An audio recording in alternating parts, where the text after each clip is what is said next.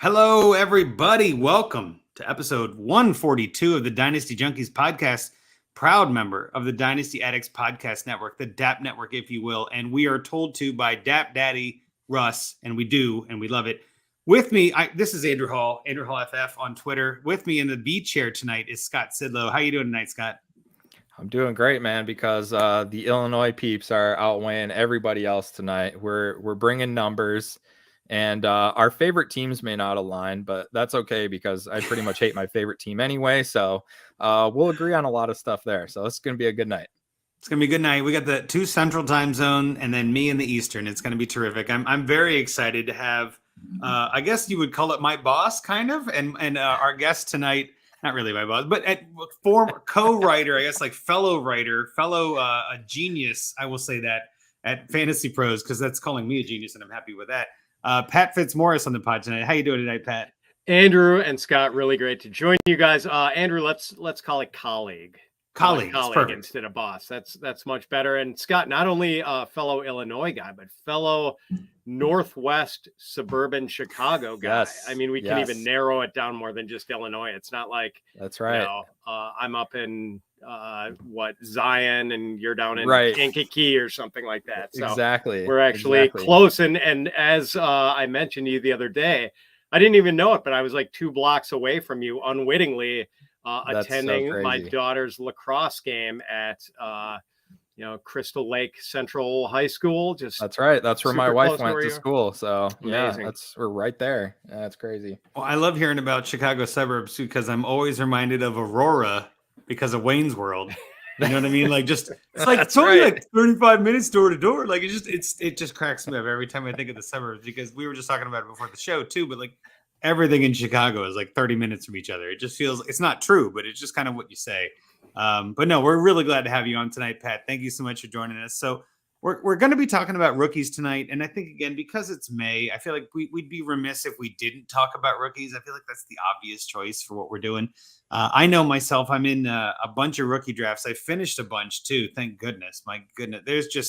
It never stops. I feel like this is the life of a junkie, right? Anyone who's listening to this is probably in the same boat, but I have officially finished 8 different rookie drafts. I'm in the middle of 3 others right now. And then I got another one starting tomorrow and then more starting next week. So it's just, we're right in the thrust of it. Like, this is rookie draft season. So I'm very excited to have you on, Pat. We're going to talk about some rookies. Before we get into that, before we get too deep into that, speaking of rookies, one of the news items we brought up before the show, which is a good segue into something we always like to talk about on the show, Kenny McIntosh was praised by Pete Carroll, and I just put, and that's pointless. Like, that does nothing. It's coach speak in May. It matters very little during the season. It matters even less in the offseason, and it matters even less when it's Pete Carroll. So for me, like, Pete Carroll is the prime example of everyone's sunshines and rainbows. Everybody's amazing. This guy's terrific. I mean, now I'm almost worried Kenny McIntosh is getting cut. Like, that's how worried I am now after hearing this. But I guess, Scott, I'll kick it to you. Like, how much does coach speak and kind of coach news matter to you in May? It doesn't matter at all for me. I'm guessing the same, but what do you think? Oh, I absolutely love it. Because when you have, like the GM talking about Brock Purdy and it like blows up your league chat and you're able to sell him for, like 2 first-round picks, like, let's go. Like, let's use that. If somebody's buying into all that stuff, people, once you get through your rookie draft, what happens next? A whole lot of nothing, right? So they're going to just, latch on to anything they can find. And if they're going to make major decisions based on that, like, let's go. I'm going to use that to buy or sell when it works to my advantage. No, that's actually a fair point. Like, the coach speak can move some people's opinions on players, but I generally tell people don't listen to it. I mean, again, it's noise more than signal. But what do you think, Pat? Like, is this does this matter at all for Kenny McIntosh? Is he now worth the 401 instead of the 410? You know what I mean? Like, is this something that moves the needle for you? No, not in the least, especially not when it's Pete Carroll who talks up everyone. But it was, I guess it was refreshing to see some sort of positive news for Kenny McIntosh, because it's all been pretty bleak, it seems like, ever since like March, when at the combine, I think he ran like a 4.62 He ran that time. Yeah, I was watching that dash, and I remember when he ran it, I was just kind of like wincing, like, "Ooh, that's not good." And he kind of strikes me as like this year's Kyron Williams, like a guy who a lot of people were excited about the tape coming out, and then he runs like a glacial time at the combine, and everyone's like, "Ugh." And never mind, delete those. Yeah, except Kyron actually went someplace where there might have been like a little daylight in the backfield situation where he could maybe find a crack to slip into and get some playing time, whereas McIntosh goes to like this terrible situation. We were unhappy enough about that situation for Kenneth Walker and Zach Charbonnet, and then they throw McIntosh on top of it, so it's just hard to see where he gets any meaningful run in 2023. Yeah. I mean, I like McIntosh as like a 412, like last pick. You know what I mean? Like you never know. I think too, and maybe you guys will agree with me on this. I feel like a lot of times running backs are somebody that I tend to just add to my roster anyway, because even if they don't find a spot on the roster they're on, they tend to get added by other teams because running backs just get kind of thrown to the wayside. And I feel like every team has 6 to 8 receivers, but they might only have 3 or 4 running backs. And sometimes those running backs are Ronald Jones. You know what I mean? Like sometimes they're like Clyde Edwards-Helaire, and you're like, that guy could get cut at any minute. And they bring in Kenny McIntosh, and all of a sudden the Chiefs have Kenny McIntosh. That's worth having, right? I don't feel like that happens as much with receivers. So, and we still have a bunch of running backs like Zeke and Fournette and other players like Melvin Gordon and other things going to have to find landing spots somewhere and make a room for themselves. So there's just always chaos with running backs. And I feel like the more you have, the better your chances are of, winning that lottery, I guess. So I just rather take the risk on him than, Raheem Jarrett or something like an undrafted free agent receiver. Like I'd much rather have McIntosh in those cases. But other than that, I mean, again, it is good to talk about coach talk because we're going to hear a lot of that, right? Like this is that time of year as we head into OTAs and like rookie mini camps and all these other, we're going to start hearing things that are, for lack of a better term, entirely wrong and BS and not true. And Pete Carroll's the best at that. But coaches are always doing that. It's just, that's their job. That's literally their whole job is to talk and heap praise on players that don't matter. So I thought it was an interesting moment. We talked about it before the show. Like, yeah, you know what? This is a good segue in a sense to be like, rookies matter, but be careful, right? Like, come on. I definitely love taking flyers on running backs, but I don't know. It's that time of year, right? Without any further ado, let's get into our full kind of segment of the night. And what we're going to be talking about here is the rookie QBs and running backs and kind of where they landed, kind of giving some diagnosis, I guess, or some dialogue in general on the first few of each. I don't want to get too deep, but if we do, that's fine too. But my thought for this was just to kind of have a conversation about these QBs and running backs and kind of see what we think about them for Dynasty for this team this year and like the short term, and then for long term and kind of what we think about them going forward. So the first one that comes to mind, I mean, he wasn't the first QB picked, but is Richardson the best QB for fantasy? I feel like a lot of people are putting him as 102 in Superflex drafts, and like clearly the quarterback one. He wasn't the first taken, but he's in the best spot. I mean, Pat, I'll kick it to you first. What do you think about Richardson? Is he really the best QB for fantasy? Is he your 102? He is my 102, and he admittedly was not early in the draft process just because I wasn't totally convinced that he was going to I became convinced as the draft closed in, but earlier in the process, like I wasn't sure he was going to be like a top 10 pick.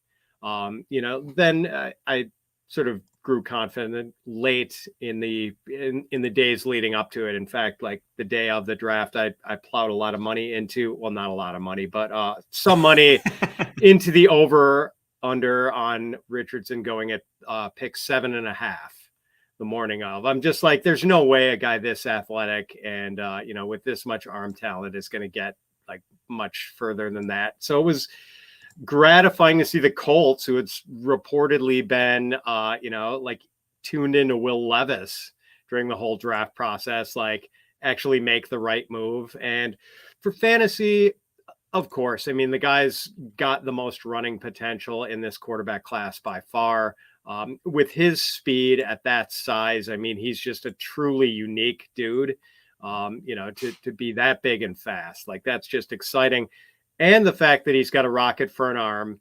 And yes, I know like people are going to be horrified by the 53.8 completion percentage last year at Florida, but like in talking to Matt Waldman, who, as you guys know, is like really tuned into the rookies, like Love Matt yep. said, yeah, maybe he is inexperienced as far as like game experience, but like he is not an unsophisticated guy. Like people were talking about Malik Willis last year and how, not a great processor and was going to need all this work or whatever.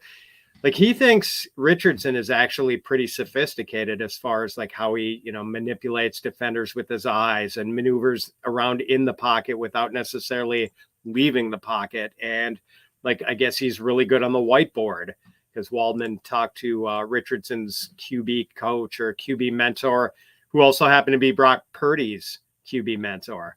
And so, yeah, I mean, like the toolkit is exciting. And maybe he is a little raw as far as experience, but just the arm strength and everything. You can see the path to him becoming a quality NFL passer, and we know he's going to be a quality NFL runner as a quarterback right off the bat. Yeah, well, I think you're hitting the nail on the head. I think also he landed in the right spot, right? He's not like having to deal with Ryan Tannehill or any of that. He doesn't have to sit. He can start right away. Like that team kind of needs him. And I think as a running quarterback, that helps because he's just going to get to see more snaps, which is going to be good for him. Yeah. So, and Shane Steichen, too. The guy who going to a coach who's been working with Jalen Hurts the last couple of years. Oh, and by the way, like, we know that it's really rare for a quarterback to have a good year right out of the chute as a rookie. Well, one who did and sort of defied that was Justin Herbert, who was also working with Shane Steichen. Steichen worked him too. Yep, so, exactly. Yeah, and I think there is obviously a spectrum when it comes to running quarterbacks from like Lamar Jackson and like that stud running quarterback all the way down to like, I guess, Malik Willis or like somebody who just didn't get a chance. I think Steichen is the perfect case for this. What do you think about Richardson, Scott? Are you kind of on that same page that he's going to do well, or are you a little nervous? Yeah, so Rocky and I had the 102 in the listener league too. And Rocky texts me, one word, Richardson. And I said, in Steichen, we trust. There you go. We made the pick. And basically, the thing I think people might forget about a little bit is like you take your first round pick, and obviously it sucks when it's Jalen Reagor, right? Akeem Butler, all those guys. But you have to you have to go for that ceiling too, right? Like there's a reason you have the 102. Yeah. Like you're rebuilding or your team's awful, and so you have to kind of swing for the fences and go for that. I just checked my roster ship currently of all my rookies, and Anthony Richardson is my number one most rostered rookie, all positions everywhere. So, wait, Scott, you like quarterbacks? That's news. I've just been smashing that 102.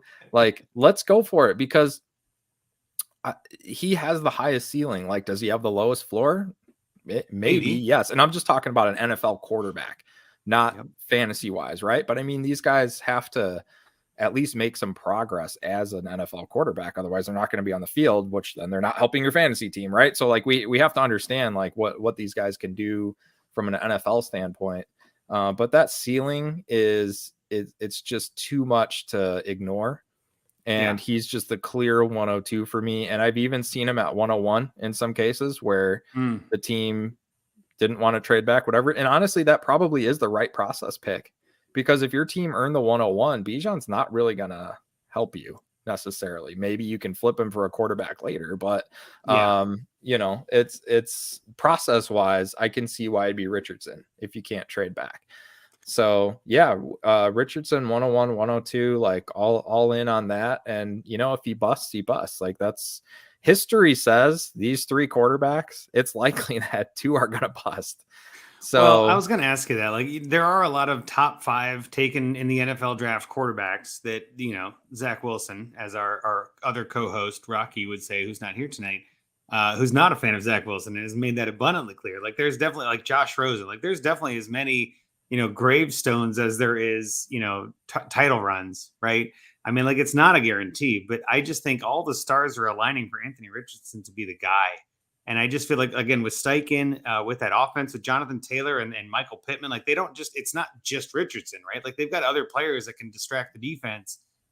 which again sounds oddly familiar to what the Eagles are dealing with when they had Sanders and they have AJ Brown. Like, now granted, AJ Brown greater signed Michael Pittman, and Jonathan Taylor greater signed Miles Sanders, but it's like they had other offensive weapons that kind of freed Jalen Hurts up to kind of, scramble a little bit. And I think the same could happen here. So I'm kind of with you. I think that, I still value Bijan as the 101. I don't think anybody's going to really fight a lot of people on that. You might have a disagreement, or, maybe somebody drafts for need instead of talent, which I don't advocate for, but you do you, right? It's your own league. But to me, Richardson is like the clear-cut guy that is, I don't know, almost a tier above the others with Bryce Young and CJ Stroud, just because of the fact that his ceiling is so much higher. Like, I just love the fact that you can see Richardson getting crazy. So yeah, I mean, anything else you want to say about Richardson, Pat, or have we kind of covered it, you think?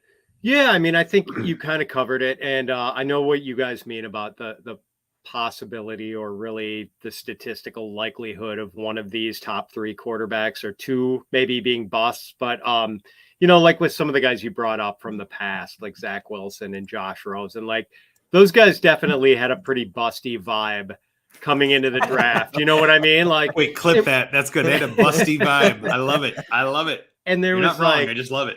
Like Will Levis kind of had a busty vibe coming into this draft, but he didn't go in the first round. And we thought he was going to go in the first round, and like there have been those past drafts where, Christian Ponder is going in the first round, and Drew Lock, and you're kind of like, it could work out, but probably it's not going to work out. And with these guys, I think it seems like everyone, the Dynasty intelligentsia, the NFL media, everyone seems pretty, I don't know, the vibes seem a little positive and not too busty on these three. Yeah, and I love this by Tater Wolf, who's commented a couple times already. Who's the next busty boy? Like, I love that. Like, yeah, who's a busty boy? Like, that could be a whole thing. That could be your whole new thing there, Pat. Like, your whole shtick. I think any QB can bust. Let's be honest. Like, there is no guarantee anymore. I think that we've been kind of spoiled a little bit with, Andrew Luck, and then like Trevor Lawrence being like the next Andrew Luck. Like, all this hype, kind of heaped on these guys that panned out, right? I don't remember hearing a lot of comps to Richardson being Jalen Hurts. I don't think I've heard that. I haven't heard that he's going to be that great. It's more like he's in a system that could be a ceiling. And so everybody's kind of, I think a lot of people in my mind in the intelligentsia in the Dynasty community are kind of couching all three of these guys and being like, well, let's be careful. None of these are guaranteed studs for Dynasty, which is kind of how it should be in my mind. Like, it's really hard to claim somebody's going to be amazing when you haven't even seen him on the field in an NFL game. So I think Richardson's the best. I think most people agree with that.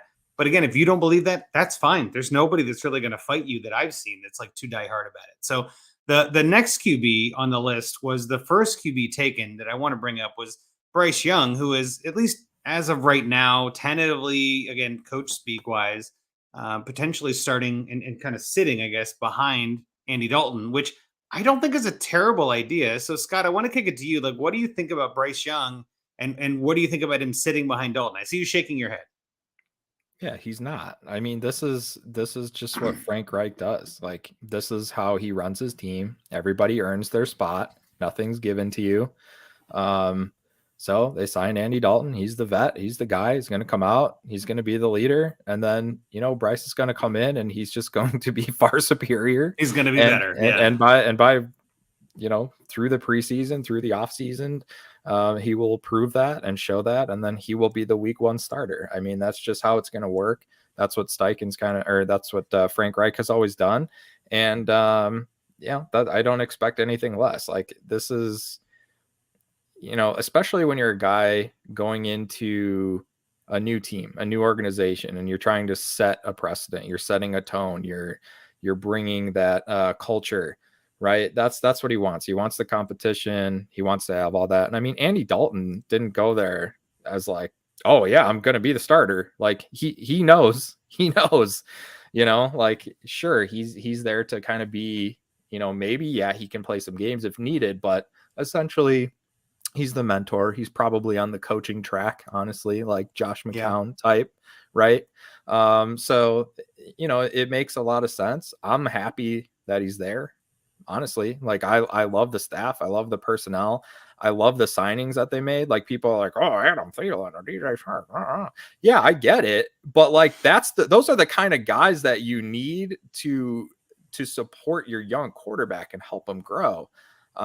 You need those veterans, you need those leaders in the locker room, you need those guys to come in and help them, learn the offense and do all those things, that the little things, the football things that help these guys grow into what we want them to be for fantasy. So I love what they're doing. The Bears didn't do any of that for Justin Fields, which is why you've not seen him progress as a passer. Hopefully that's what's coming this year, right? Bring in DJ Moore, do those kind of things. So to see Carolina kind of taking that pre-step, doing it now, right? Bryce, he's going to hit the ground running and let's go. Wheels up.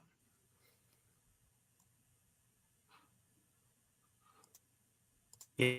The one mention about Carolina is that it just looks like my fantasy team 3 years ago. You know what I mean? You got Andy Dalton, you got DJ Chark, you got Adam Thielen, and you got Miles Sanders. Like, this is a fantasy team. Like, this is one of those guys that's like, I know what I'm going to do. I'm going to rebuild through trading. And like, you're a couple years late, guys, but good choice. Pat, what do you think about this team? Like, do you think Bryce Young is going to start day one, like we said? I do. Yeah, I pretty much agree with everything Scott said about that. It just seems, especially with the quarterback that Bryce Young is and the profile he has, and everyone talks about him being this sort of, advanced processor and great decision maker, and sort of this, Chris Paul basically operating as a quarterback, the point guard who makes all the right decisions and knows when to pass and when to shoot. So yeah, like just a guy like that who seems like he's got a high floor and is going to basically,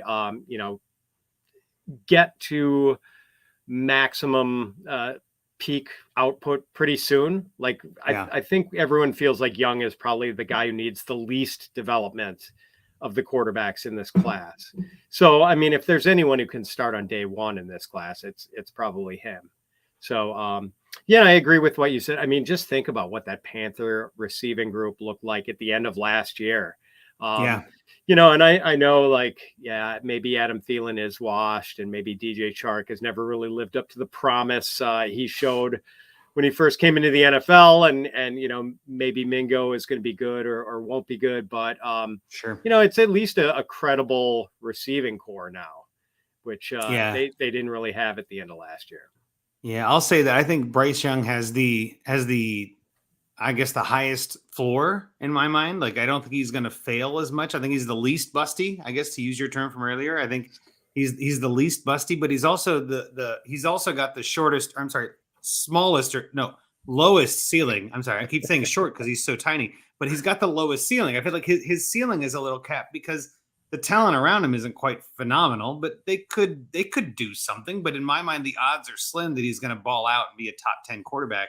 Where with Richardson, I see the ceiling being top 5, right? Like, I could easily see him launching into that in year 1, year 2. With Bryce, I feel like it's going to take some time for him to adjust, to acclimate to the speed of the game and the big, 300-pound, 6-foot tall lineman. He's only 5'8", 5'10", something like that. I mean, 5'10", but I'm pretty sure he's shorter than that. So it's like, that's where my mind goes. Like, he's going to have to adjust more than Richardson. So I think that's going to take longer for him to get to. But I don't think he's going to be a total dud. I don't think he's going to be a Josh Rosen. I think, again, they were right to take him first overall for the longevity of the thing. But I also kind of like the idea of Dalton starting, if I'm being honest. I mean, again, I'm a Bengals fan. I've watched Andy Dalton for a long time. I think he's still got something left in the tank. He's definitely got that coach's mentality. He's definitely got the right, here's the play to call. Here's why I'm diagnosing the defense. But his physicals are just not there anymore. Again, we've all gotten older. We all get how that works, right? I am definitely not as fast as I was literally 3 days ago, but not let alone 10 years ago, right? So I think in Andy Dalton, I wouldn't be shocked if he is taking QB1 snaps in June. And then come preseason, they put Andy Dalton in as the first quarterback, but it's really just more to like give Bryce some more time to catch up. And then week 1, Bryce is the guy. Yeah, I kind of agree. I don't think there's any reason not to as the number 1 overall pick. So I think if you're taking Bryce Young, you're kind of expecting that, which I think is fair. The third quarterback that we'll talk about tonight is CJ Stroud. I want to hear about what we think his upside is because, I mean, CJ Stroud's the most confusing of the three. I feel like he could have the lowest floor, as in like the Texans could just be that bad and he might be terrible and they get Caleb Williams and it's over, right? It could be like a Malik Willis kind of floor. But CJ Stroud could also be like an Anthony Richardson kind of ceiling. Like he's not bad, but we haven't really seen a good Ohio State quarterback until Justin Fields. And even then it was like, 3 or 4 duds in a row. So I'm just kind of nervous. So Scott, I'll kick it to you first. What do you think about CJ Stroud? Is his upside on the Titans worth that 103, 104 kind of pick?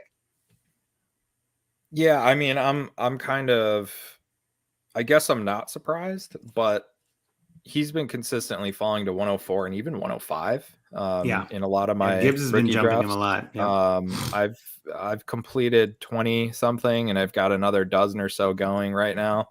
And even I have 3 auction drafts going right now, and Bryce Young's going for so much more. It's just like, yeah, give me Stroud for the discount. Like, right. I guess if you had to say like which one's more likely to bust, sure, I guess maybe it's Stroud. But also, just his running ability. I think we covered it pretty well on this podcast, talking about how the one thing that I can respect Ryan Day does for his people at that school is that he wants them to be a pocket passer and not to run and get beat up. And, but we know he has that ability and he may have to do that a little bit early in his career. So that can help us fantasy wise, but I've been happy to grab him. And he's my second most rostered player behind Richardson, because I never have the chance at Young. I'm taking Richardson ahead of him, and then Stroud's always been the guy falling to me. So, and I'm perfectly happy with that. And, and I think it's perfectly fine if somebody wants to take Gibbs over him. Or even I've seen JSN over him too. I mean, I don't agree with that. That's not my process, but talent wise, I completely understand and can sign off on that. But I think you got to go with that guy that's 2 overall, and essentially, put who was the defensive guy? Will Anderson? Was it Will Anderson? They took so number put 3. Anderson, put Anderson in at 2, and then do the trade for Stroud, right? And it's the same thing. Like, people are like, why would you give all that up for the play? Just switch them. Just switch them in your mind. I just want to stop having the conversation. Like, it's just that's their guy. They went and they got him, and it's no different than what Carolina did. With the Bears to go up and get their guy, and so many other teams we've seen in the past. So they're all in on making this work. And, they gave up their first. So, they're not going to be adding Marvin Harrison Jr. for him next year, but they have some decent players there now. They could trade back into the first. We don't know. Like they could send Brandon Cooks when he's a stud. The story's not written. Hang on. You never know what the future holds, but I think they're it's unlikely. I think their receiving core and their offensive line, I guarantee, is better than some recent teams in the past, what they've put around their early picks. So I think we can see a path to success for all of these guys, which of course is the time of year, the optimism that we all have. But I think he's 100% worth that shot at 103 or 104. Yeah, and just real quick before I kick it to you, Pat, I mean, I've been through 8 drafts. I've finished now. I'm in another 2 or 3 that are ongoing. I've got 2 shares of Stroud and one of Stroud, one of Bryce Young, and no Richardson. And both of those were at 104. And it's just kind of like, taking the QB available. I didn't have any 102s or 3s. I either traded up or traded back at that range just because I felt like the value on Richardson is kind of ridiculous right now, if I'm being honest. So I'm fine to take an overpay for that. But I think Stroud at 104, 105 is fine with me. I'd much rather have a QB in a super flex league at that spot than a running back in most situations. So that's kind of my thought. But yeah, I think he's got an interesting road ahead. But Pat, what do you think about CJ Stroud? Is he worth that 104, or are you willing to wait a little longer? No, I think he's worth that 104. And in fact, I was fully prepared to take him at the 104 in this draft I'm doing right now. This 14-team super flex league that Jax Falcone put together. Oh yeah, I was picking 104 and fully prepared to take CJ Stroud. I needed a quarterback. There wasn't any way I was going to take Gibbs or JSN ahead of him. And actually then Hayden Winks surprised me at the 103 and took CJ Stroud there. So I wound up with Bryce Young, which, I was perfectly content with also. I do have Young ranked ahead of Stroud, but I mean, what's Stroud's eventual upside? Like, I think he could be a QB1 at some point. Like, I mean, we all live in the Midwest, guys. Like, we've probably watched a lot of Big Ten football. I've watched a lot of Ohio State games the last couple of years. That offense has been a freaking machine. I mean, just an absolute machine. And like a big part of the reason why is that CJ Stroud just puts balls right on the money. Like, the guy's got a terrific NFL caliber arm, and he is accurate as hell. And so like, even though he doesn't run that much, but I think he could be like a Joe Burrow type opportunistic runner, which we sort of saw against Georgia in the college football playoffs. Preview. Yeah. So like, that's totally fine with me. If he wants to be a Burrow type quarterback who mostly does it with his arm, but occasionally adds something with his leg, I like him a lot. And unfortunately, like, he's probably not going to hit anything close to his ceiling in year one, because the Texans are pretty slim on pass catching talent right now. Like, they are kind of where the Panthers were last year. So yes, exactly. And he's a much better passer coming out of school than Fields, in my opinion. Yeah. So yes.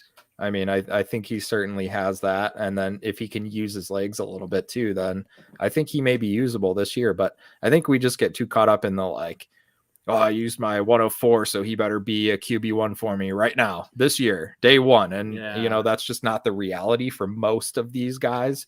So you have to have some sort of patience with that. But likely, again, if you earn the 103, 104, you're probably not competing this year anyway. So let him take his lumps and grow and build and be that guy in the future. Yeah, and I think I mentioned Brandon Cooks earlier. I was actually thinking about Robert Woods, which would be hilarious to get him for a first. But like Cooks and Woods have this same kind of phrasing in my brain. But yeah, I think CJ Stroud could be somebody that we see become somebody, but I don't know if he's going to start as somebody, right? Like, I'm just a little nervous on that. And again, the Houston Texans have a lot of holes. They have a lot of needs. They are not a contending team. I'm not trying to be rude, but I don't think they think they're contending. I think they're just trying to get through this year. I mean, obviously, I'm really excited to see John Mechie back. They got Tank Dell. Like, there's some different players on that team that could be entertaining for Dynasty and for fantasy. But I don't know. I just feel like CJ Stroud's probably got the longest and hardest path to Dynasty relevance at this point, which, again, everybody's so short-sighted. It's kind of, you need to hit now or it's never going to happen. Speaking of that, though, and maybe I want to bring him up because he was there. Will Levis. What do we think about Will Levis? And I guess, Scott, I want to kick this to you first as someone who's a big fan of QBs and rookie drafts. I mean, is Will Levis somebody you're willing to take at like the 109, 110, or is he somebody you're willing to wait on and just sort of, not grab? Even though he's in Tennessee, he's most likely going to start when Tannehill retires. They've got a team that could work with him. What do you think about Will Levis in general now that we know his landing spot? Well, when Tannehill retires, I don't know. How about when Tannehill gets hurt like week 3? Same thing. Yeah, he's going to retire. He's in the Junkies Listener League 1. I got on the clock at 2:04. I saw the notification that I was on the clock, and I went in, and I'm thinking like, oh, am I gonna have to take one of these wide receivers that I know? And I was like, oh, Will Levis is still there at 2:04. Yep, done. Pick. I didn't even look to see if there were any trades or anything. Like, I'm good. And that was my first pick in the draft too, because I took over this as an orphan, and I've been kind of reloading here. So I was thrilled to see that because obviously I love to build through the quarterback position, and here he is with my first pick. So having said that, I don't have a ton of him. Just the way drafts have worked out currently. But I'm not opposed to taking him in the late first. I don't think that, well, I guess for me, it's a process thing, right? Process over results, right? Hey, you're wearing the right shirt. Anybody watching, that's the shirt he's wearing. That's exactly right. That's what I've continued to do. I mean, here's how I justify it. If I was willing to take Kenny Pickett last year and I didn't like Kenny Pickett, then I might as well be willing to take Will Levis. Even if I don't gotta back that up, right? So it is my process. It's done me well, and I'm gonna stick with it. I think, there's a lot of people have brought up great points. I mean, Jeff Bell brought it up. Obviously, I love Jeff and I trust his opinion very, very much.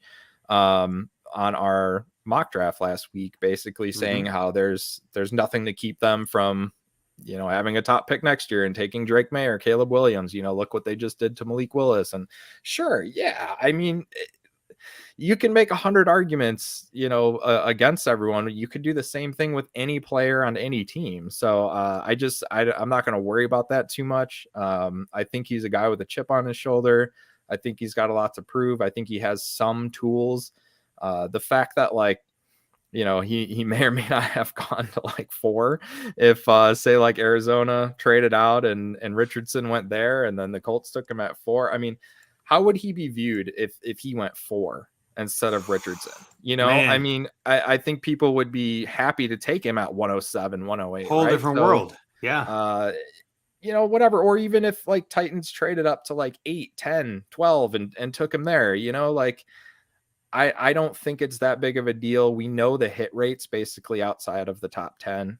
Top 11, anywhere from 11 to 60 is basically the same hit rate for quarterbacks, and it's not good. So we know that.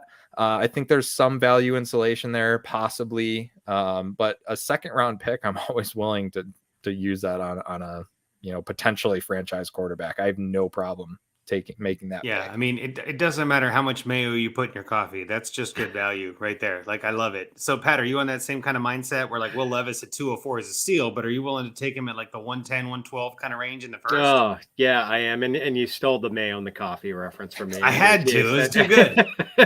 Low hanging fruit, man. No. And I mean, aren't we sort of glad in a way that the draft panned out the way it did with Levis slipping like that? Because it allows us to draft him in a more comfortable range. I mean, otherwise he's in the Zach Wilson zone where if he goes with the top 5 pick, we're like, oh God, do I really want to spend the 104 in this rookie draft on him? Or I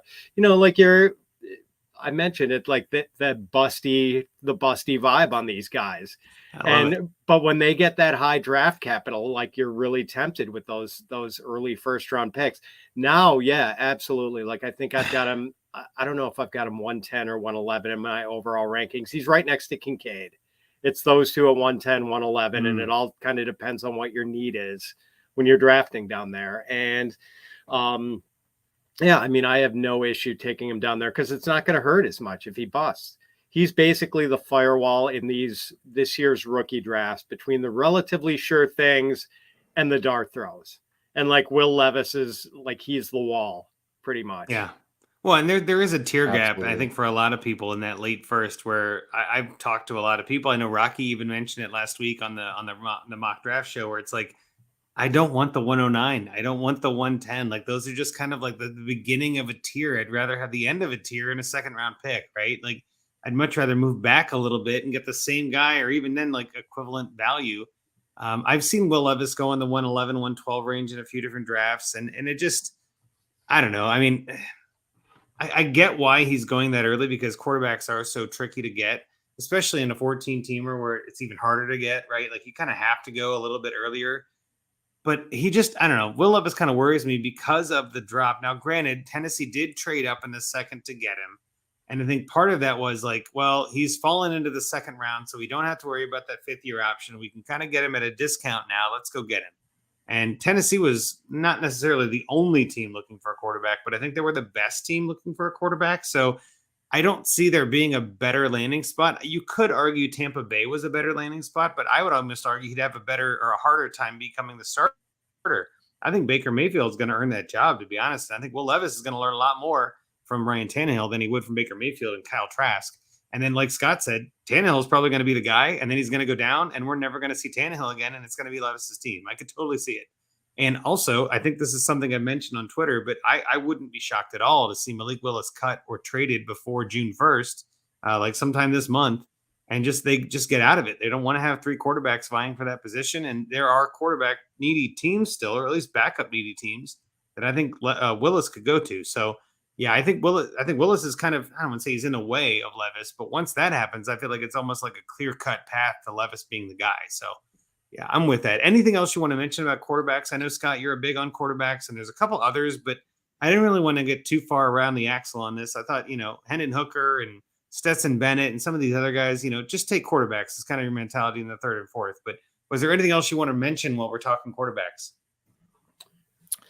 I think some of these quarterbacks have been going like too high, like Stetson Bennett. It's kind of wild to me. Like I've seen him go like in the late second, and I'm not doing that. Like in the fourth round, sure. Maybe a couple late thirds, but otherwise, no. I mean, there's a few late guys that you could maybe get a few spot starts out of, or just take them to flip.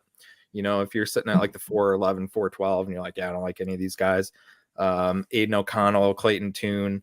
A couple guys like that, you never, I mean, Jimmy Glass, I think they have Brian Hoyer there, but he's, about 62. So, O'Connell could win that job. Clayton Tune, I mean, all he has ahead of him, I believe, is Colt McCoy. So as of right now, yeah, I don't think that's going to take a lot. And McCoy, for whatever reason, hasn't been able to stay healthy either. So, guys, late dart throws you can grab there, but otherwise I tend to say, like, well, when in doubt, take a quarterback, right? Like if you really can't pick, just, I don't know, I'm with you, Scott. Like quarterbacks are really a tough one, but I'd rather risk it on a quarterback that has, again, the highest ceiling of the positions in Superflex leagues. Like, I got Stetson Bennett at 307. I traded into the draft because I was like, okay. I only have, I think in that league I have Tua, Garoppolo, and Stafford, and that's it. And I'm like, you know what? I could use a bench quarterback. Like, let me go in here and get this guy a little bit early. But I'm like, 307 isn't that bad. Like, it's a third. Who cares? Like, we're not getting crazy here. But yeah, I'm kind of with you. And Puff Pass Kick actually mentioned in the chat here too. Dorian Thompson Robinson is another one that could be interesting. Yep. He went to Cleveland, which isn't maybe the best landing spot, but he's Watson light. I mean, it's the same offense. He could step in and run it the same way. So, I mean, yeah, he's got some running ability. So, yeah, that's another guy that's on my list, too, that I have a couple shares of. Well, and what I was even going to say, too, on that same kind of note is, like, Watson may not entirely be clear of legal troubles. I mean, we don't know all that could happen. There could still be more things that come out. As much as we think it's over, we never know anything, right? And again, I hate to say it, but like that off the field stuff just kind of weighs on a player. Maybe he gets hurt and doesn't want to come back or doesn't rehab well or whatever.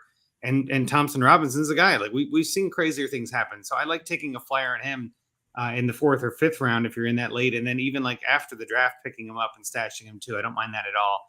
Pat, anything else you want to talk about with quarterbacks before we get to running backs? One quick thing. Can I turn this around on the co-host and ask you guys a question?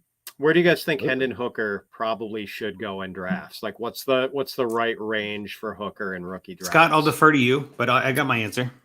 Yeah. For me, I have not taken him. I probably have taken a couple late seconds, but third round is where I'm comfortable taking him with deep rosters or taxi squads where I can just kind of stash him. But he's been going mid-second.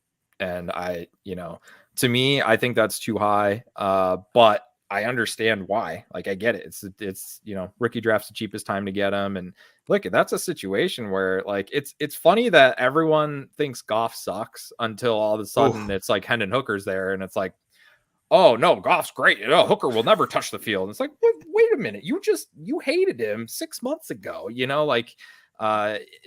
never know what's going to happen with these guys. And we know Goff's a competent quarterback, but he's nothing special. Yes, he's under contract. I get all that. But these guys, we've seen even some great ones like Russell Wilson just fall off a cliff out of nowhere, right? It happens. So mid-second's probably a little too rich for my blood, but hit the third round and I'm in with deep enough rosters where I can stash him. I'm 100% with you. My logic was going to be like 210, 212 is kind of where I'm considering him. It really depends on who's falling there. I've seen Ty Sharp fall in that range. I got him at 304 in a league earlier today, and I was just ecstatic about that. That's a terrific value for Spears in my mind. So it's just like, I guess too, it could come down to if you have a need at quarterback. Like I mentioned before, where I only had 3 quarterbacks on my roster. I mean, granted, they're all starters, but none of them are like terrific starters. And at any minute, Stafford could hit his elbow again and be out. So it's like, I don't mind at all getting another quarterback. And then also, I don't mind backing up Goff and kind of doing a handcuff mentality either. If you've got Goff as your QB2, just because that team could really kind of pivot to this is going to be a really interesting year for the Lions. I really like their offensive weapons. I actually don't mind Goff at all. I've had Goff on a lot of teams. I had him in Scott Fishbowl last year. I had a nice little Bengals Lions stack that got me into the second round and then crapped the bed, which is pretty common for Scott Fishbowl. It's just so hard to move on in that league. But Jared Goff, I think, is a good quarterback. And there is a chance that I hate to say it, but I don't want to knock on wood or whatever. Like, he could get hurt at any minute, right?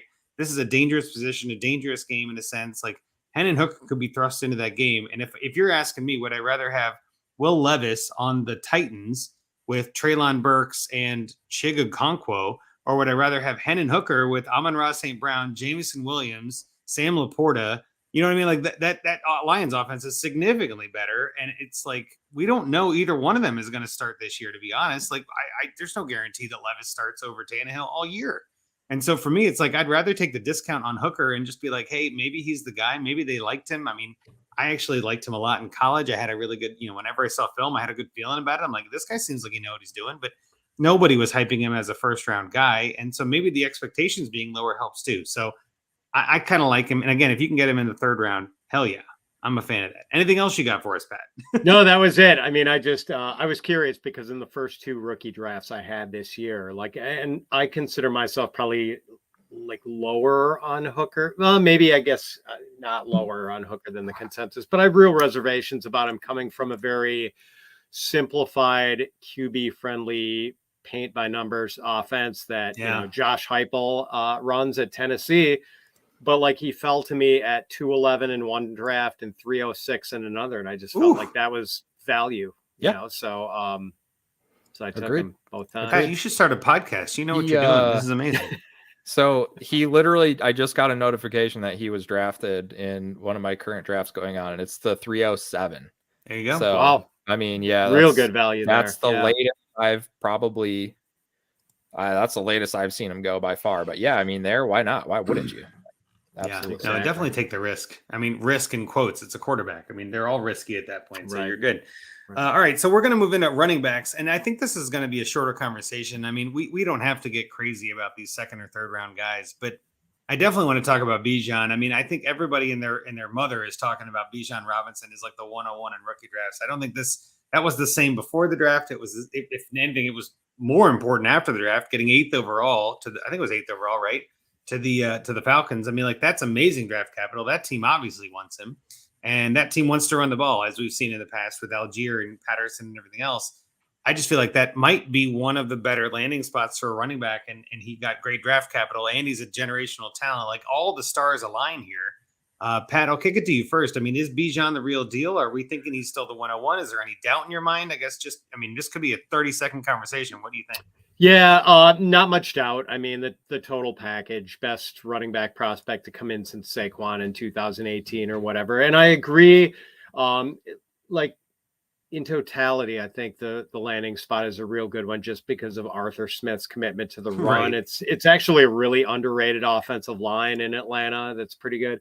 Like, my only issue is you have to wonder, like, when we look at the end of the year and the advanced stats and see like who faced the most average men in the box of all the running backs, like, I would assume that Bijan's probably going to be way up there just because who is going to honor Desmond Ridder as a passer and like, no one's those safeties are going to be cheating up big time, with Desmond Ridder at quarterback. But yeah, still though, I mean, we know Arthur Smith loves to run the ball, and this team is totally predicated on the running game, and now they've got this mega talented rookie to lead the way. Yeah, I mean, Bijan has been kind of the gem of this draft, right? Like, everybody knew going in, get the 101, and then the draft happened, and it's like, well, we still want the 101 a lot. Bijan is still the guy.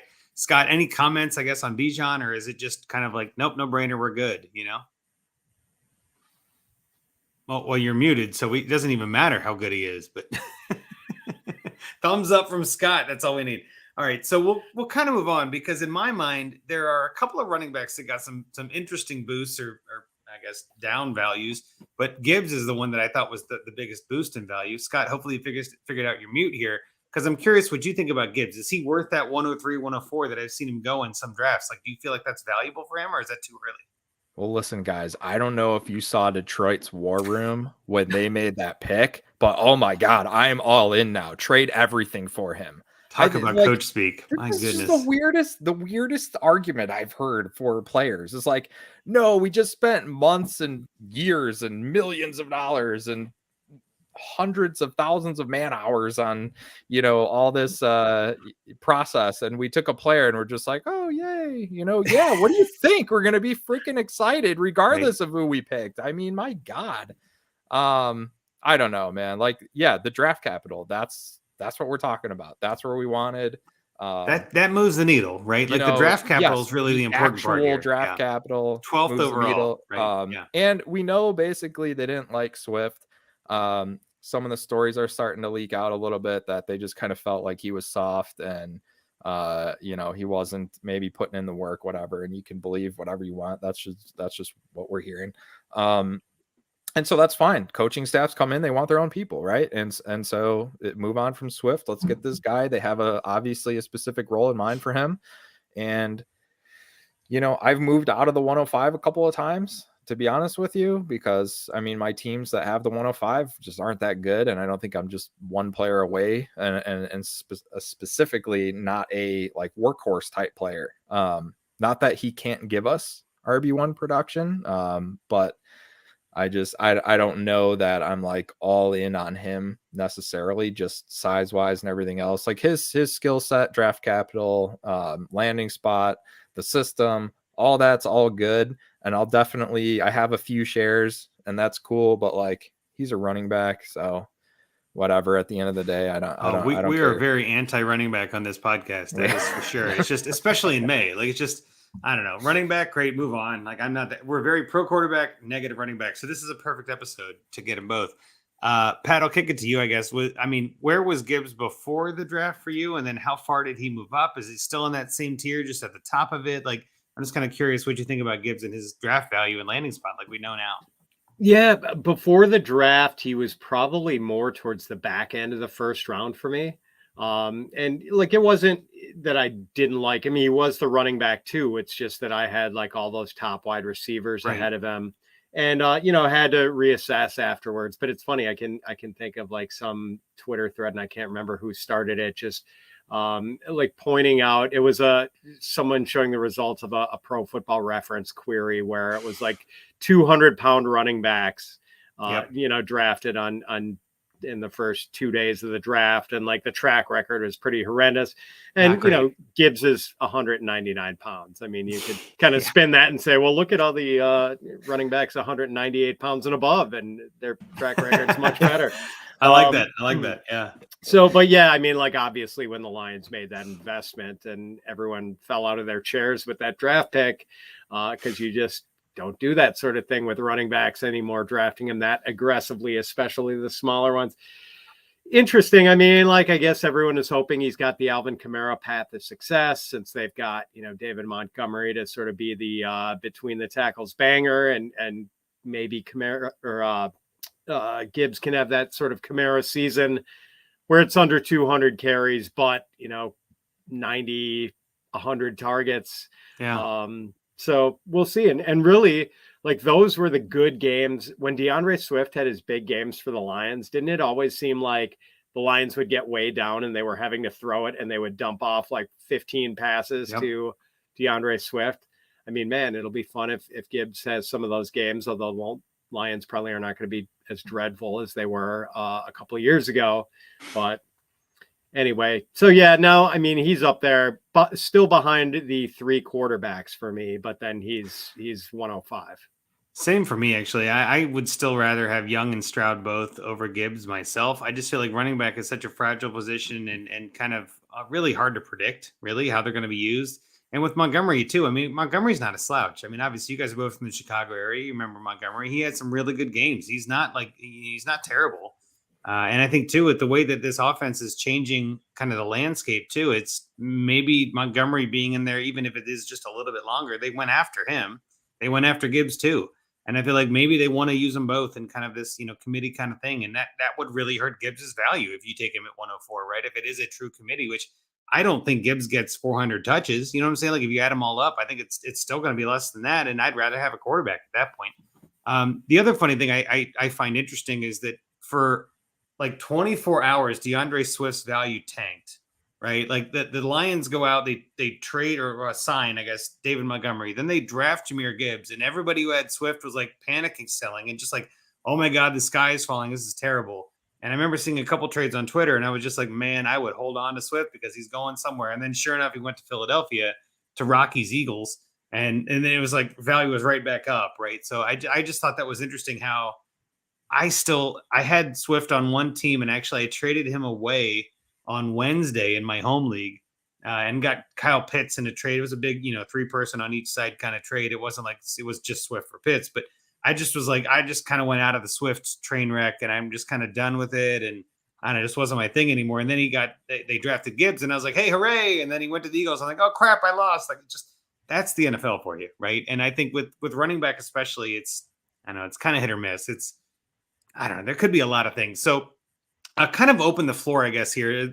Scott, was there any other running backs, like one or two running backs you want to mention? I know I brought up some of them on the show sheet, but obviously Charbonnet, everybody I feel like has talked about that. We got A-Chain, Miller, Spears, like some of these other guys that are in that second, third tier. I mean, is there anybody that you felt like had a big move due to the draft that you're really excited about or not excited about because of where they landed? I'll tell you the biggest mover that I've seen in ADP has been Zach Evans. I could get him at like the 408, like Saturday night, Sunday right after the draft. And now we're 2 weeks out and I've seen him go late second. Wow. And he's mostly going early third. So yeah, he's probably the biggest mover ADP wise. All those other guys. Though? Do you agree with that move? Yeah, I mean, Akers has kind of had a rocky relationship there. They don't have much else. They don't really have the resources or the cap room to really add anybody. So, I mean, he's got as good a chance of any. Pat mentioned the glacial running back they took last year, and he, at best is maybe a pass catching role, maybe special teams. So, yeah, I mean, he's got a good shot. I think the landing spots are for all these guys. Everybody's just seems to be overreacting way too much. Like, no, how many landing spots are there where, how many players did you think there'd be 15 players that would just walk into like 300 touches? Like, I just don't understand what people were thinking. Like, we know how the NFL values running backs. We know they use committees. We know all this stuff. So why the overreaction? I'm not understanding it. Certainly sometimes it's disappointing when a guy like Charbonnet, who's a big back who could handle that load, goes to another place where we have a running back we generally like. Sure, I understand that, but also that's the perfect landing spot for him. Like, that's where they're going to use him. Like, if there's any team in the NFL that's going to run the hell out of the ball, it's going to be Pete Carroll. So, I mean, I love the landing spot. Plus I think he can earn the high value touches. I almost think like Ken Walker's like the between the 20s guy, and Charbonnet could even be the goal line back and the third down back. So, I mean, he may have more valuable touches, even if it's a 60-40 or 50-50 split. And I could go on and on about all the rest of these guys and Spears and Miller, Bigsby. I'm taking shares of all these guys because that's how running back works. And I'm very surprised at, I guess I'm not surprised at overreaction. I'm just shocked to hear like a lot of people that I've been listening to and reading for a long time are just like, you love a guy for 6 months and then all of a sudden he gets drafted somewhere and you're like, oh, I'm not touching him. Like, what?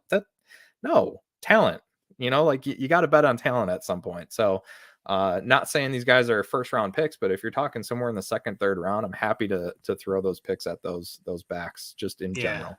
I'm more likely to add running backs to my bench than receivers. I know you and Scott Connor have talked about this ad nauseum, almost like that threshold receiver. I'm sorry. Where it's like after a certain point, I mean, receivers don't matter and running backs could easily get a start. On the opposite end of the spectrum, we got Puff Pass Kick in the chat. Running backs, schmunning backs. I love it. That's exactly right, Puff Pass. It's the opposite of our thoughts, but you're exactly right still. Pat, what are your thoughts on these running backs before we move on? I mean, is there anything else you want to bring up? Any of these other running backs you think are big movers, either up or down? Where are you at with these guys? Oh, it almost pains me that Devon Achane landed in such a good spot and moved so far up because I love the guy. I mean, like I would actually seek out Texas A&M games last year to watch Achane because like he's not just this speedy scat back. He's not like a Deuce Vaughn guy. He's just like this fast home run hitter. Like Achane actually has like really good contact balance and like he averaged almost 20 carries a game and like 23.6 touches a game. And like Texas A&M ran that guy between the tackles, like way more than they probably should have. And like, I don't think Texas A&M even really tapped his pass catching talents as much as they should have, even though he averaged like, I don't know, 3.5 catches a game. Yeah, I really like the dude. I mean, I think he is an exciting player and I can't wait to see how Mike McDaniel is going to use that guy. And, it's interesting that Raheem Mostert, who was sort of just, his career was going nowhere, had this like mid-career breakout when McDaniel was the running game coordinator in San Francisco, and then had another good year for McDaniel last year in Miami. And Achane is like, he is Raheem Mostert plus. I mean, he is, like a small back with speed. Yeah. Oh my God. Yeah. So I'm really excited about him. And the guy I'm kind of bummed about is Tyjae Spears, who I wanted to be excited about. And, we would be excited about maybe not necessarily the landing spot, but the draft capital for sure as a potential, this handcuff to Derrick Henry, who, if Henry does finally hit the wall, like he's ready to step right in. But then we get the news that like he doesn't have an ACL, and it totally harkens back to all the Jay Ajayi stuff. And, like they kind of said, well, yeah, go ahead and take Ajayi, but he's going to have a short career. And he did.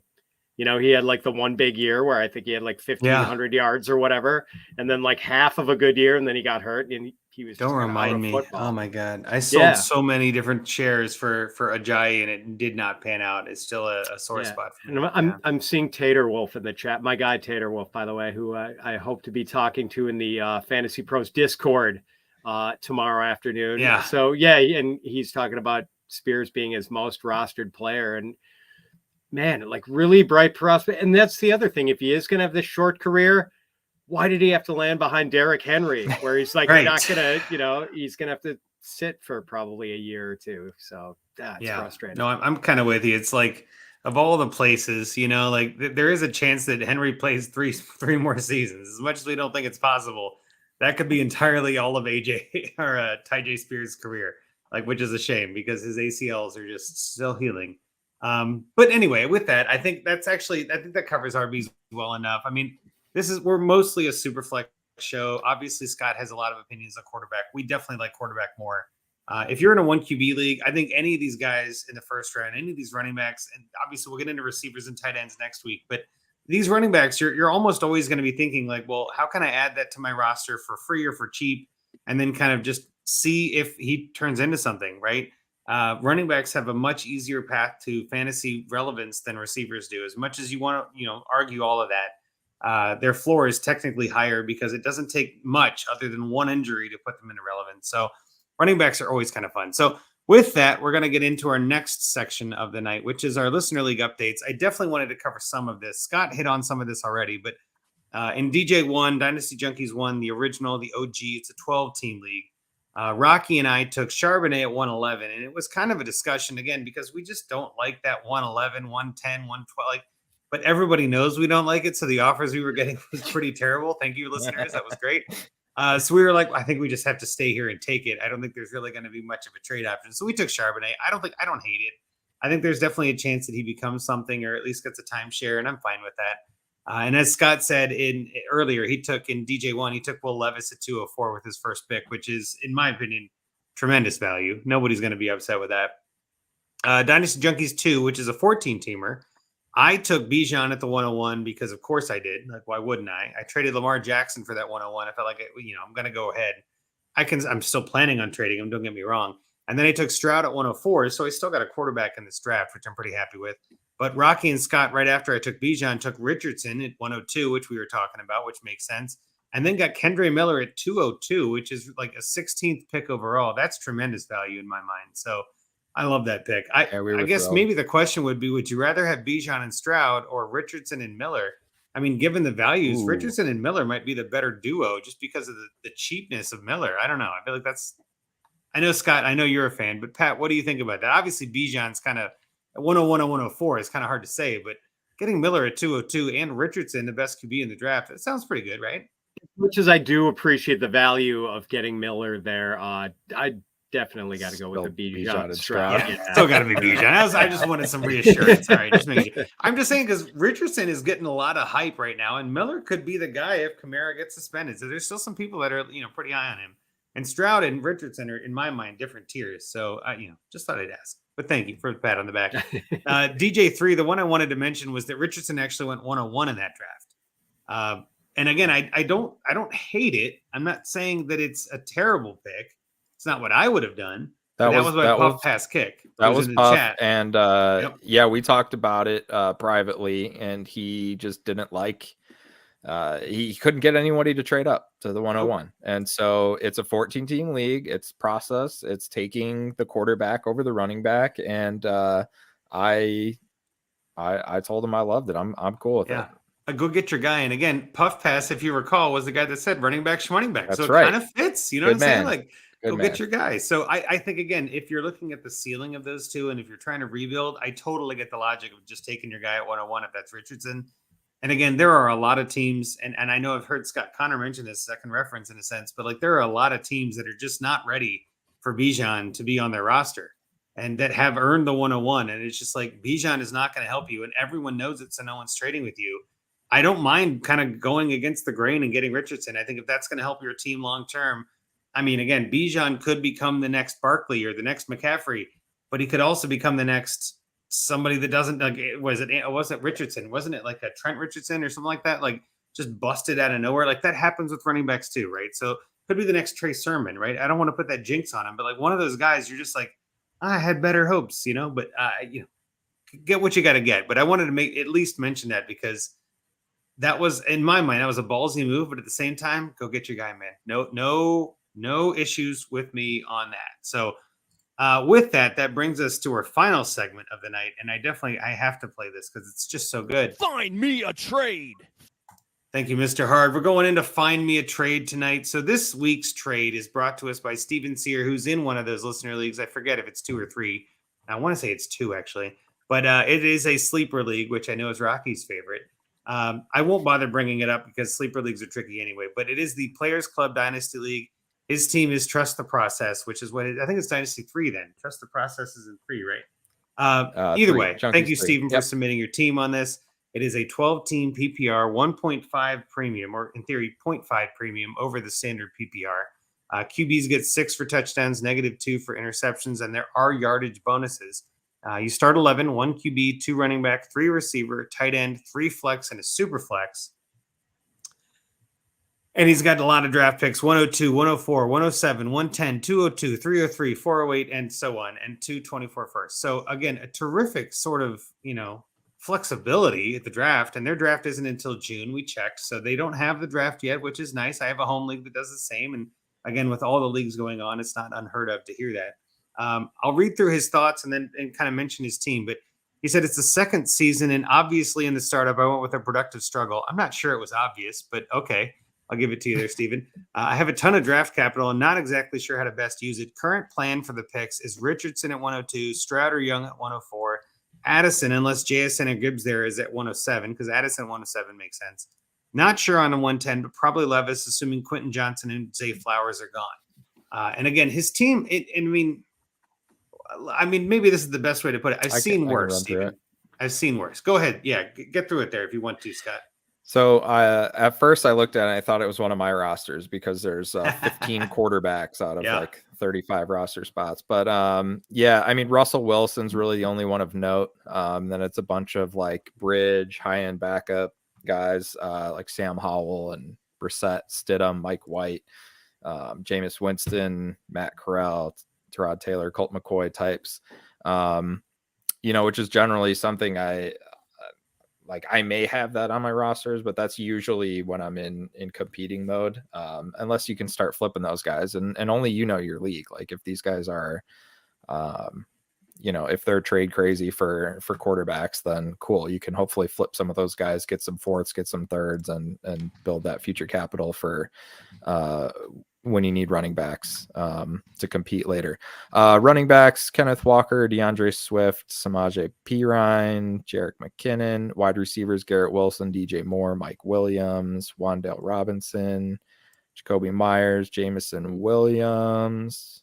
And tight ends: Freiermuth, Dulcich, Troutman, and McBride. And then we talked about the picks that he has already. Yeah, a big stash of picks.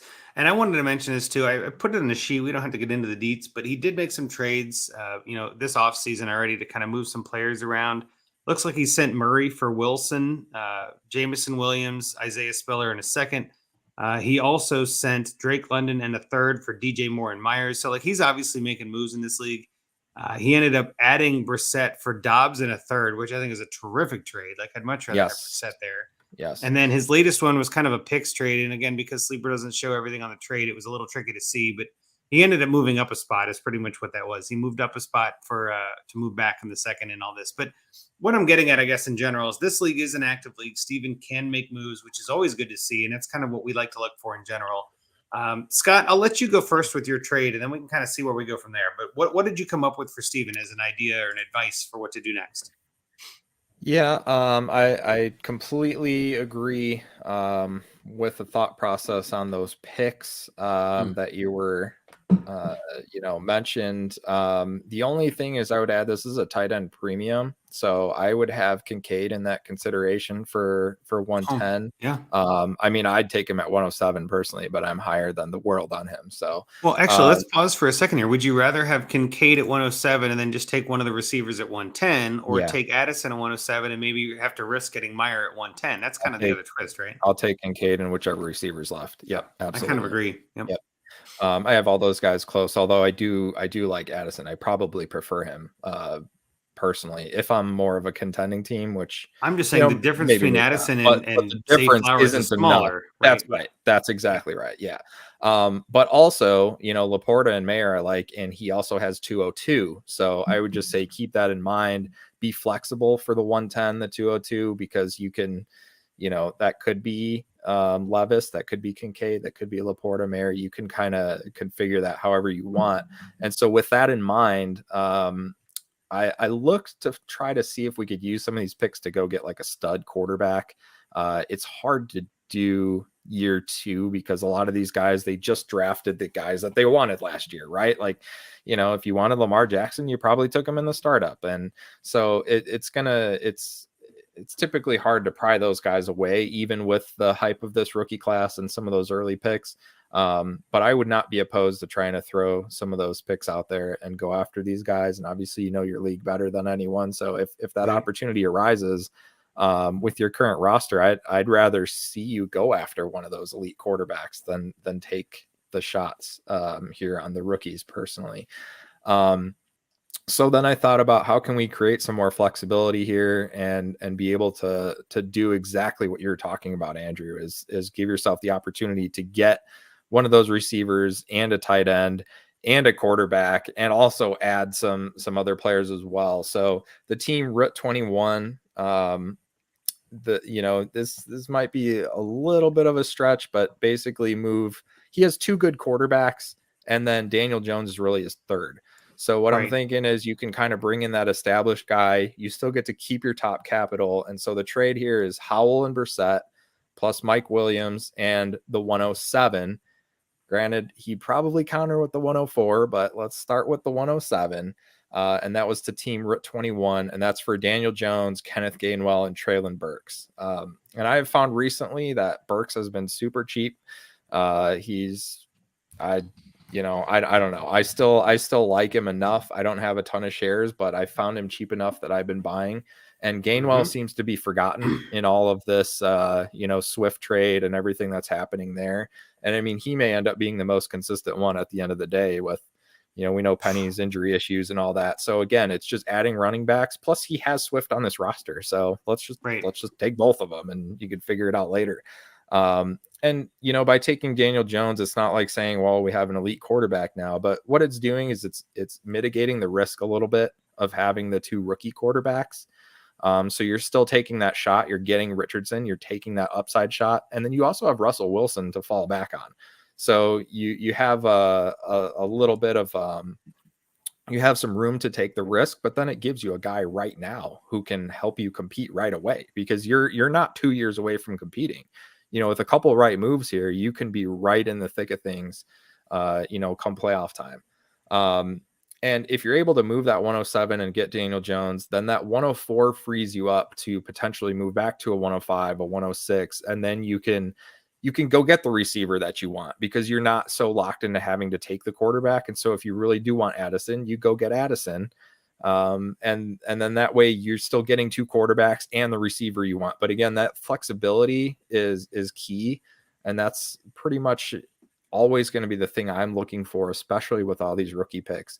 And give yourself a chance then to maybe pick up future capital, whatever it may be, to put yourself in a position to, if things hit right this year, go for it. You can get a shot at the championship this year.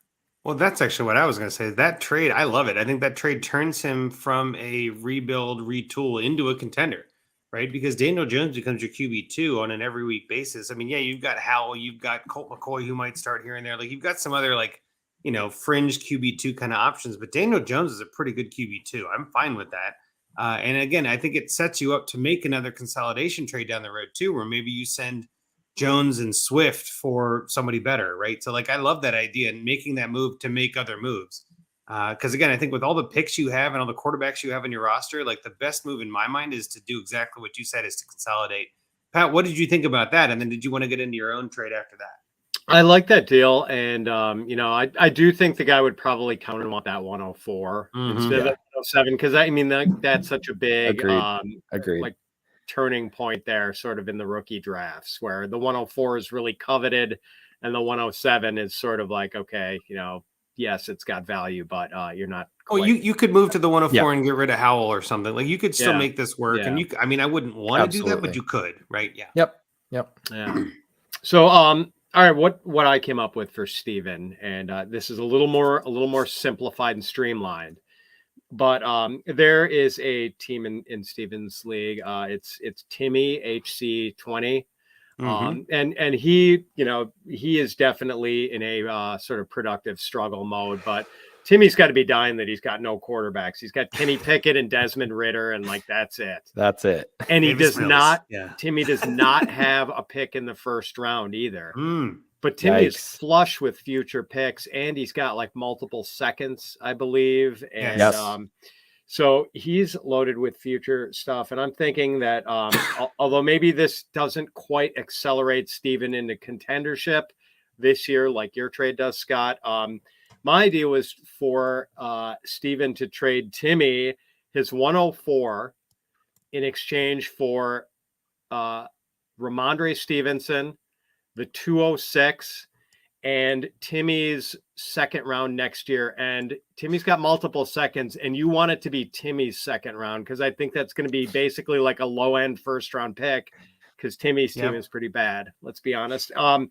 But the thing is, I know this is the running back schmunning back podcast. However, in that league with the 3 flexes, that sort of boosts the value, and being able to put quality running backs and receivers into that flex spot.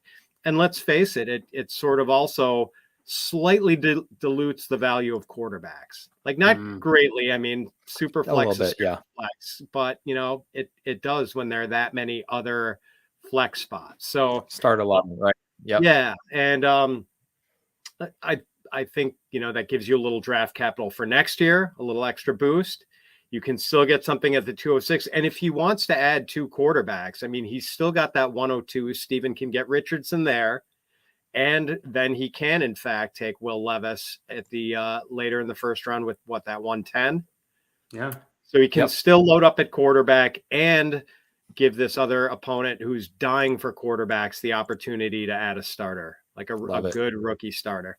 Yeah, I like that. I think that's one of those trades too that has some different pivot points in there, right? Depending on what Steve is looking for, which is always nice. And I think too, you might get one of those where you send that over and they counter with the other second, and you're like, I really wanted your second. So what if I counter back and I put your second in there, but then I add like I don't know, Brock Wright or some other like bench play. You got tons of quarterbacks. Maybe you add like a Colt McCoy, right? Like something like that. Just like throwing back another bench player, to kind of get that second. Because I like your logic there too. Like having the 13th or 14th pick is a little bit better than having the 16th or 18th, right? Like that does kind of matter. We see it this year too, but there's tiers all the time, right? So like I'd rather have a little earlier, even if it is a year out. So I like that logic. Scott, what do you think about that one? Yeah, I like that a lot. I mean, I think there's you have we can come up with all these convoluted trades and figure out all these different things, but when like Pat said, simple, streamline, let's go get it done. I think that's the type of trade that gets done, and it makes a lot of sense for both teams, which is always a win-win. Yeah, and to start 11, I feel like you definitely want to have some options in your flex. I mean, you're not going to. Again, it's not like it's a start 8, start 9. Like 11 and 12 is when it gets to be kind of like, ooh, we really got to figure out what we're putting in there. It's not so much studs and duds. We really have to be a little more careful. So I like that logic. Now I'll get into mine, and mine was again kind of on the simpler side. I mean, obviously his first pick in the draft is not 101; it's 102. So he's not getting Bijan. I think that's pretty clear.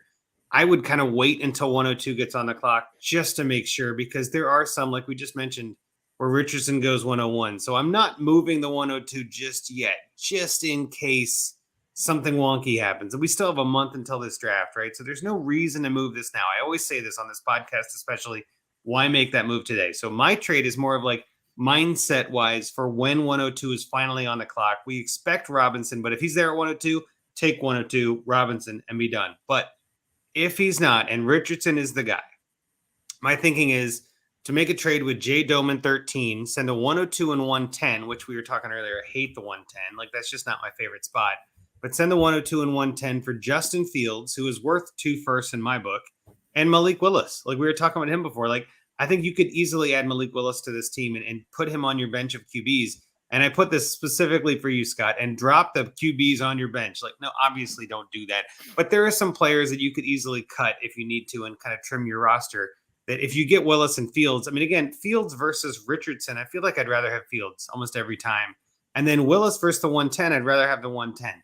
You might be able to even offer more than this and kind of, or I should say, offer this and get more back, right? You might be able to get another player on that roster for Jay Doman, but I would be happy to get these 2 quarterbacks for those 2 picks, even if I don't think Willis plays for Tennessee again. I think he's done there, but I think it wouldn't be shocking to see him back up Jimmy G, like we were saying before, or like go to New Orleans and back up Derek Carr, right? Like there's plenty of places that would be willing to have him as a backup, and I'd find a lot of value there. So again, my logic was you could take Justin Fields with your 102 pretty much, and then get whoever falls to you at 104 with your next QB, and kind of be a lot younger with Wilson as your QB2, and then have Bryce or Stroud or whoever as your QB3. And I just feel like I would feel better with that, even though the Richardson hype is kind of getting out of hand. Maybe that's the move. And again, don't do that trade today. Just wait to see if it happens to be on the block. Because again, a month from now, things might be very different, but I'm very high on Fields. I think he's going to take another step up. He's got the legs. He's got the offense. DJ Moore is there. That offense is going to ball out. As a Bears fan, Scott, even if you don't love him, what do you think about that trade? I'd rather have Richardson over Fields, but it's just because I know how inept the Bears organization is, and I don't trust them to support Fields or help him. But yeah, no, I mean, this goes along with what I started this whole thing saying, was trying to get one of those elite quarterbacks with your picks, because if you're able to get one and still draft one, I love that opportunity of kind of having both chances there. I mean, imagine if you get like Fields and Bryce Young. That's a great combo to put with Russell Wilson there as your 3 quarterbacks. So I would really like that. Well, again, I think the floor is probably higher, in my opinion anyway. The floor is probably higher for Fields. And with Wilson being kind of a wild card, I'd rather lock that in and not be quite so risky. But Pat, what do you think about that trade before we kick it out of here today? I like it a lot. And, I'm above consensus on Fields in both Dynasty rankings and redraft rankings. And, like I said, I've, being here in the Midwest, watch a lot of Big Ten football. And I thought Fields was like a good college passer. I just like, it was kind of weird circumstances in Chicago last year. They just weren't really equipped to have much of a passing game. Right. And so like, I think it's a trade I would want to do. Like, I like that idea. And I think it's really plausible that trade gets accepted too. So thumbs up here. And something else, which again, we always try to take in mind, and why we do this whole thing is because you got to look at the other teams, right? And that team has Dak Prescott and not much else at QB, right? So like they could be looking at this like, I need to go into a rebuild. They got Akers, Jacobs, Sanders. They got some running backs, so obviously they're maybe they're contending. But again, just Fields and Prescott isn't bad, but behind that is nothing. Or maybe you got Mayfield, obviously Willis, we mentioned. I could see that team, Jay Doman, being like, you know what, maybe this is the chance I have to kind of go get Richardson, is getting all this hype, right? And it's kind of like to turn this team around and gets him a second first-round pick that he can use on whatever he wants. And again, Fields for 2 firsts seems about fair to me, especially if one of them's a high first. So I feel like the value's right. I mean, again, he could go for it. He could also be a Chicago, and it's like, hell no. But again, the other part of this that I thought was interesting, Steven's logo on Sleeper is the Bears logo. So I'm like, go get your guy, man. Like, go get that Bears Exactly. QB. Like, that's my thought. Like, I'm sorry, buddy. Well, I always look for that too, because I always go for Bengals players because I'm a Bengals fan, like unabashedly, right? Like, it just makes the game more fun. If I'm already watching my game or I'm already in the stadium watching my Bengals, I'd love to be able to cheer for Jamar Chase and Joe Burrow and all this. So again, my other thing is like, be a homer. Well, right, obviously, but like, be a homer. Like, go get that guy, overpay, right? Do what you got to do to add them to your roster. I love having Tyler Boyd. I loved having Hayden Hurst. I got a ton of Irv Smith. Like, it's not just because they're good players. It's just they're on the field for the team I'm watching. It just makes it more fun. Anyway, with that, I think we've done a pretty good job for you there, Steven. Hopefully you can find a good trade. Definitely let us know how that goes. Send us a DM, shoot us a chat, or tag us on Twitter. Here comes Mr. Scampers right in at the end. Good evening. I'm very late, but we're glad you're here still, Scampers. You can always listen later. But like I said, with that, I think we're going to kick it out of here tonight. I appreciate you being here, Pat. I wore my brand new, beautiful Fantasy Pros shirt. Obviously, I write for Fantasy Pros. We're colleagues at Fantasy Pros. But where else can people find you and kind of find your content? I know you got a lot of things going on. Yeah, pretty much just there, Andrew. And Andrew and Scott, thank you so much for having me. This has been a blast. So yeah, people can find me at fantasypros.com, bettingpros.com if they're so inclined, on Twitter at Fitz_FF, and check out the Fantasy Pros Dynasty podcast. Oh, and I know you got your own podcast. You're on Dynasty Pros. You're on Twitter all the time. I know you're creating a ton of great content. So I'm really glad you could come on. I know I've always been a fan of yours. We met at the Expo. I want to make sure we mention that the Fantasy Expo is happening in August. Go get your tickets. I know I'll be there. Pat, are you going to be there again this year? Yes, sir. Yes, sir. Where else would I be? I'm in Ohio already. So like, it's just kind of like a hop, skip, and a jump. A nice 4-hour drive, but still totally worth it. But yeah, anybody who's listening, definitely come check us out. Come get a beer with us. We always love it. So yeah, definitely enjoyed the podcast. Thank you so much, Pat, for coming on. I'm Andrew Hall again at Andrew Hall FF. Scott is at Scott_Sidlow. Rocky doesn't get his read because he didn't read mine last week, and that's the rule. But we're also at Dynasty Junkies. We're streaming on the DAP network, DAP_network. We're also streaming on Dynasty Junkies now, which is a nice new twist. I want to make sure we start doing that. Tag us, like I said, send us DMs, submit your FMATs, your Find Me at Trades. We actually have a show next week about the receivers and tight ends. But after that, like Rocky said last week, we'll be doing an FMAT spectacular. Probably getting I'm thinking 3, maybe 4. We'll kind of see how it goes. But we're always looking for more leagues on that, specifically MFL. So Rocky doesn't complain and get old with himself. But if you have a sleeper league, that's fine too. Just be on the lookout for a DM from me to figure out how to get that together. But I guess with that, anything else? I mean, obviously subscribe, rate, and review, all that kind of stuff. But anything else to kick over to here, Scott? I'm leaving it to you to take us out of here. Yeah, another good night. Always good to get the Illinois boys together. Appreciate you, Pat. And yeah, check out Fantasy Pros Dynasty podcast with Pat and our good friend Scott Bogman as well. So that's a great listen. I've listened to absolutely every episode they've ever put out. No joke. I've heard everyone. They're great at what they do, and they are truly pros. So appreciate you, Pat. And I froze there for a second. And thanks to all the people in the chat. We love you guys. Thanks for hanging out with us. And with that, I'm Scott Sidlow for Pat, for Andrew. Junkies out.